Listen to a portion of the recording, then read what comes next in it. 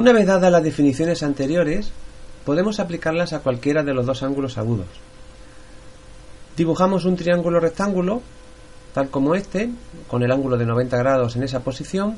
Vamos a llamar alfa a este ángulo agudo y beta a este otro ángulo agudo. A va a ser este cateto, B va a ser este otro cateto y H va a ser la hipotenusa de nuestro triángulo rectángulo. Por supuesto, alfa más beta suman 90 grados o pi medios radianes, según el tipo de unidad con el que estemos trabajando. Recordemos que esto ya lo sabemos de antes, alfa y beta deben siempre sumar 90 grados o pi medios radianes, son ángulos complementarios. Nuestro objetivo ahora es aplicar las definiciones a cualquiera de los dos ángulos. Por ejemplo, vamos a empezar con el ángulo alfa. El seno de alfa, según las definiciones que hemos visto, sería lo que mide el cateto opuesto a alfa entre lo que mide la hipotenusa. En nuestro caso concreto, teniendo ahí el triángulo rectángulo que acabamos de dibujar, el cateto opuesto a alfa sería A y la hipotenusa H. Por tanto, el seno de alfa, con los datos que tenemos ahí, sería A partido por H, el resultado de dividir A entre H, lo que mide el cateto A entre lo que mide la hipotenusa. El coseno del ángulo alfa sería lo que mide el cateto contiguo alfa dividido entre lo que mide la hipotenusa. En nuestro triángulo sería B dividido entre H.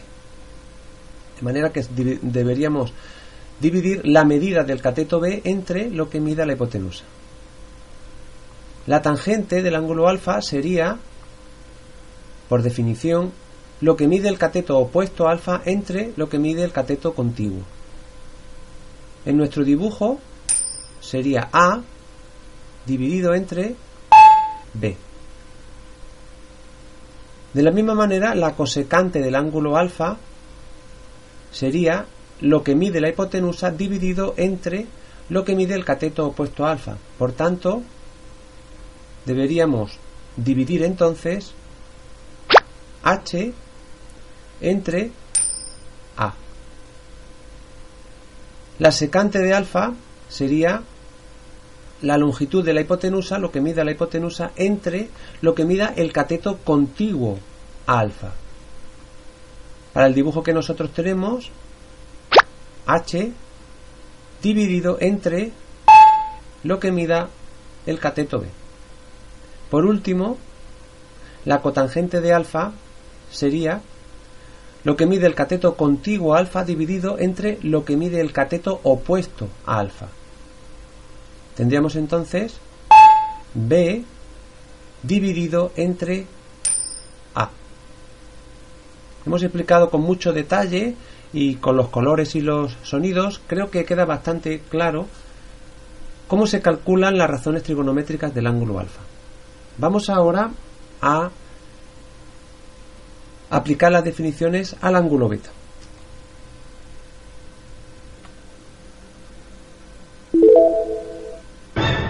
Apliquemos ahora las definiciones al ángulo beta. Lo primero que necesitamos es dibujar nuestro triángulo rectángulo. Aquí está el ángulo de 90 grados, ángulo alfa, ángulo beta, cateto A, cateto B e hipotenusa H. Y por supuesto, alfa más beta son ángulos complementarios, suman por tanto 90 grados o pi medios radianes. En esta ocasión iremos un poquito más deprisa para no alargar demasiado el vídeo. El seno del ángulo beta, por definición, es lo que mide el cateto opuesto al ángulo beta dividido entre lo que mide la hipotenusa. Si nos fijamos en nuestro triángulo, resultaría que esto sería igual a B partido por H. B es el cateto opuesto y H la hipotenusa, por tanto, lo que mida el cateto B dividido entre lo que mida la hipotenusa H. El coseno de beta sería la longitud del cateto contiguo a beta dividido entre la longitud de la hipotenusa. Al fijarnos en nuestro triángulo, nos daría el cociente siguiente: A partido por H, puesto que A es ahora el cateto contiguo a beta. Para la tangente, tendríamos que dividir lo que mida el cateto opuesto a beta entre lo que mida el cateto contiguo a beta. Según lo que acabamos de ver y mirando nuestro dibujo, tendríamos que hacer la siguiente división. B dividido entre A. Para la cosecante de beta tendríamos que dividir lo que mida la hipotenusa entre lo que mida el cateto opuesto a beta. Resultaría entonces H dividido entre B. Para calcular la secante del ángulo beta tendríamos que dividir la longitud de la hipotenusa entre lo que mida el cateto contiguo a beta. Sería por tanto H dividido entre A. Por último, para la cotangente tendríamos que dividir la longitud del cateto contiguo a beta entre la longitud del cateto opuesto a beta. Y eso sería A partido por B. Completamos con esto todas las razones trigonométricas del ángulo beta.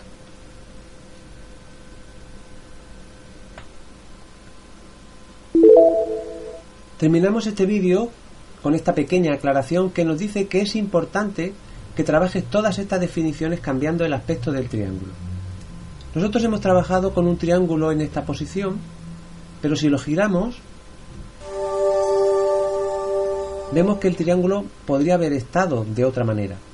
Vamos a ver un ejemplo de un triángulo puesto en otra posición distinta.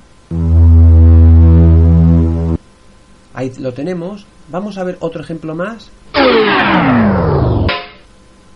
Y aún un último ejemplo. Todos estos son triángulos rectángulos, pero cada uno está en una posición distinta. Para aclararnos, yo aconsejo que lo primero que hagamos es identificar el ángulo de 90 grados. A partir de él, el lado que está justo enfrente sería la hipotenusa y los otros dos serían los catetos. ¿Por qué decimos todo esto? Lo importante de las definiciones que hemos dado antes es comprender que no dependen de la nomenclatura concreta que nosotros hemos dado al triángulo. Es decir, si en otro ejemplo la hipotenusa no se llama H o los catetos no se llaman A y B, nosotros tenemos que ser capaces de calcular de todas maneras cuál es el seno del ángulo alfa o el seno del ángulo beta, o aunque llamemos a los ángulos de otra manera. Y esto es lo importante, trabajar las definiciones cambiando el aspecto del triángulo y cambiando también la nomenclatura de los ángulos y de los lados.